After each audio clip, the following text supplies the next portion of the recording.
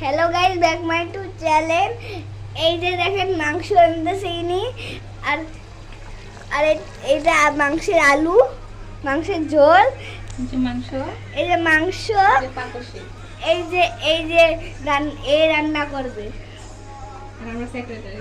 এই সেক্রেটারি। ওকে। আর এই বাসায় ফ্রিজ, এই বাসায় পাতিল। এই জায়গায় কদিন আগে এই শেফের জন্মদিন হয়েছিল।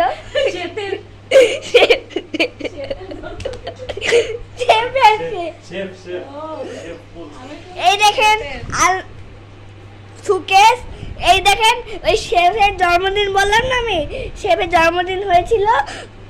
আর এই দেখেন ফুল আর টিভি।